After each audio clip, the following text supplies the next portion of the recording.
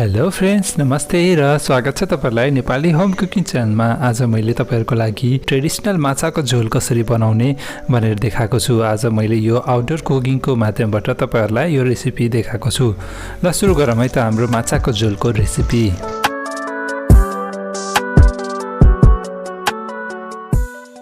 यहाँ हामीले रहु माछा युज गरेको छौं। यो रहु माछालाई पीस पीस काटेका छौं र यसमा हामीले थोरै बेसार, नुन र थोरै खुर्सानीको धुलो हालेका छौं र यसलाई राम्रोसँग मिक्स गरेर अब यसलाई हामीले तेलमा फ्राई गर्दै छौं। यहाँ हामीले तोरीको तेल युज गरेका छौं। यो माछालाई राम्रोसँग दुवैतिरबाट पकाउने र यसलाई फ्राई गरेर निकाल्ने। हामीले चाहिँ यहाँ आउटडोर कुकिङ गर्दै छौं यो माछाको झोल बनाउनलाई र यहाँ हामीले इँटाको प्रयोग गरेका छौं चुलो बनाउनलाई र दाउरा युज गर्दै छौं हामीले यो पकाउनलाई। अब यो सबै माछालाई यसरी नै फ्राई गरिसकेका छौं।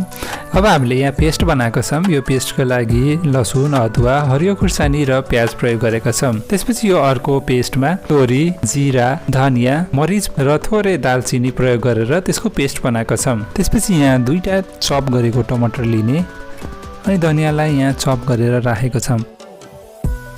अघि हामीले माछा फ्राई गरेको तेल प्रयोग गरेका छौं। यहाँ यो तेलमा हामीले थोरै जीरा, रातो सुकेको खुर्सानी र दुईवटा तेजपत्ता राख्नुपर्ने हुन्छ। अब यो मसला राखिसकेपछि यसमा अब अघिको पेस्टहरू राख्नुपर्ने हुन्छ। अब यो सबै पेस्टहरू यहाँ राखिसकेपछि यसमा चाहिएको जति बेसार राख्नु होला। यहाँ हामीले 2 चम्चा बेसार राखेका छौं सानो चम्चाले र त्यसलाई मिक्स गर्नु होला।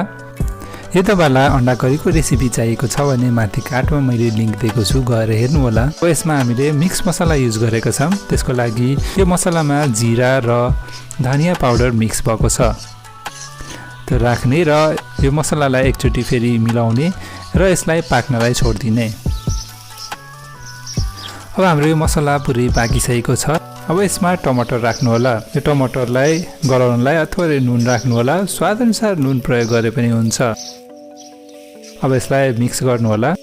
यो मिक्स गरिसकेपछि यसलाई मसलालाई 5 मिनेटसम्म पकाउनु होला। यहाँ हाम्रो मसला र माछाको सेन्ट सुँगेर कताबाट बिटालो पनि आएछ। अब यो मसला पाकिसकेपछि यसमा अब हामीले झोल राख्नुपर्ने हुन्छ।